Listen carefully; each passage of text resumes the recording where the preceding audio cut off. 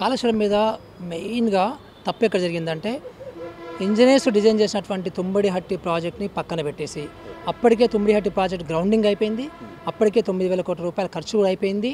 So అలాంటి ప్రాజెక్ట్ని పక్కన పెట్టి డెసిషన్ ఎవరైతే తీసుకున్నారో ఈ మేడిగడ్డ దగ్గర డ్యామ్ కట్టాలి, తర్వాత 3 డ్యామ్లు కట్టాలి, తర్వాత 3 చోట 4 చోట 10 చోట్ల ఎత్తిపోతాలని డెసిషన్ తీసుకున్నారో ఇలాంటి డెసిషన్ తీసుకున్నది ఎవరంటే కేసీఆర్ గారు. సో నేనేమంటానంటే నా డిమాండ్ ఏంటంటే ఇంత పబ్లిక్ మనీని దుర్వినియోగం చేయడము, ఒక కడుతున్నటువంటి ఇన్ ప్రోగ్రెస్ ఉన్న ప్రాజెక్ట్ని ఆపేసి నీ డబ్బుల గురించి నీ కమిషన్ గురించి ఒక పనికిరాని ప్రాజెక్ట్ని కట్టి నందుకి 1,00,000 కోట్లు వేస్ట్ చేసినందుకు కేసీఆర్ని అరెస్ట్ చేయాలి. ఇది వెరీ ఇంపార్టెంట్. ఎందుకంటే ఫ్యూచర్లో రాజకీయ నాయకులు ఎవరు కూడా ఇలాంటి తప్పులు చేయకూడదు. సో అట్లాగే ఫ్యూచర్లో కూడా చీఫ్ ఇంజనీర్లు, ఇంజనీరింగ్ చీఫ్లు వీళ్ళు కూడా తప్పులు చేయకూడదు. సో అందుకని కేసీఆర్ని అరెస్ట్ చేయాలి. టెక్నికల్ శాంక్షన్ ఇచ్చినటువంటి సో ఇంజనీరింగ్ చీఫ్ని వీళ్ళని కూడా అరెస్ట్ చేయాల్సినటువంటి అవసరం ఉంది. సార్, ఈ సందర్భంలో వాళ్ళు బీఆర్ఎస్ నుండి చెప్పే ఆన్సర్ ఏంటంటే తుమ్మిడిహట్టి వల్ల 3,000 ఎకరాలు మహారాష్ట్రకి ఇబ్బంది అయ్యే అవకాశం ఉంది. మహారాష్ట్ర వల్ల వాళ్ళ అనుమతుల పరంగా చాలా టెక్నికల్ అంశాలు అడ్డు వస్తున్నాయి. అందుకోసమే సరైన ప్లేస్ ఇదే అని చెప్పి నిపుణులు చెప్పారు. కాబట్టి మేము మేడిగడ్డను ప్రధానంగా తీసుకున్నామో వాళ్ళు చెప్పారు. మరి అప్పటికే మరి తుమ్మిడిహట్టి ఎందుకు స్టార్ట్ అయిపోయింది? అప్పటికే 9,000 కోట్ల రూపాయలు ఎందుకు ఖర్చు అయిపోయింది? అంటే నువ్వు ఏదో ఒకటి ఊహించుకొని సో దానికి దానికొకటి జస్టిఫై చేసుకోవడం కాదు కదా. ప్రాజెక్ట్ గ్రౌండ్ అయిపోయింది. That was approved by everybody. So అందుకనే వాళ్ళు ప్రొసీడ్ అయిపోయారు కదా. సో ఇది తప్పుడు వాదన ఇది. So in fact central water commission వాళ్ళు కూడా వాటర్కు సంబంధించి అవైలబిలిటీ ఆఫ్ వాటర్కి సంబంధించి అంటే లభ్యత, నీటి యొక్క లభ్యతకు సంబంధించి కొంతమేరకి కొన్ని ఇష్యూస్ ఉండే.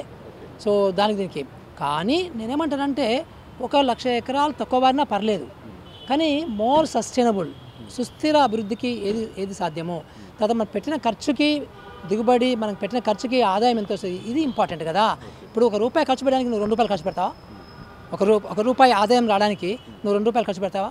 సో ఎంత ఖర్చు పెట్టినా అంత ఖర్చు పెట్టాలి కదా. ఇక్కడ ఇష్యూ అంతా ఏంటంటే 36 లక్షల ఎకరాలకి సంబంధించినటువంటి నువ్వు ఏదైతే చేసావో మరి గత 3 సంవత్సరాలు నువ్వు ప్రాజెక్ట్ ఇనాగ్రేషన్ చేసిన తర్వాత ఎందుకు మరి 97,000 ఎకరాలకు ఇచ్చింది అంటే దాని అర్థం ఏంటి అంటే ఇది 36 లక్షల ఎకరాలకు నీళ్ళు ఇవ్వదని తెలిసిపోయింది. నెంబర్ 1.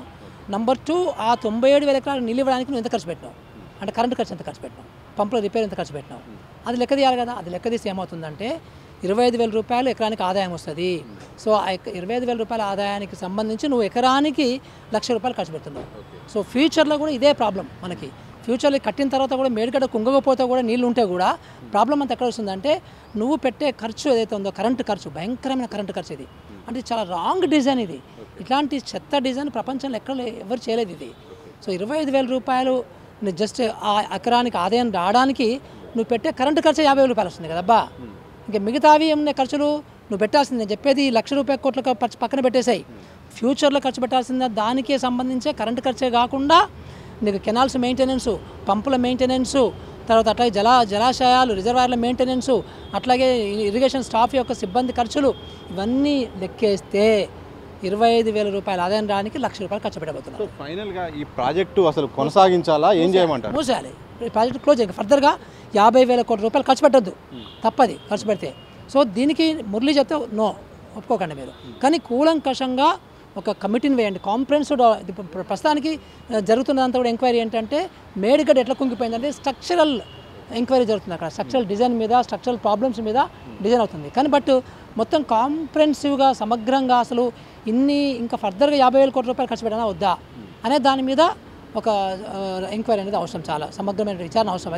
అది ఒక group of engineers, group of ఆర్థిక శాస్త్రవేత్తలు, గ్రూప్ ఆఫ్ సోషాలజిస్టులు, సో గ్రూప్ ఆఫ్ అడ్మినిస్ట్రేటర్సు, ఒక జడ్జిని పెట్టగలిగితే వాళ్ళతోని కూలంకషమైనటువంటి సమగ్ర విచారణ జరిగితే అప్పుడు వాళ్ళు పెట్టమంటే పెట్టండి, వాళ్ళు పెట్టద్దంటే పెట్టకండి, ఆపేయండి ప్రాజెక్టు. అంతేగాని ఏదో రాజకీయంగా మాకేమైనా నష్టం వస్తుందని చెప్పేసి కాంగ్రెస్ వాళ్ళు కూడా అట్లా చేయడానికి వీల్లేదు.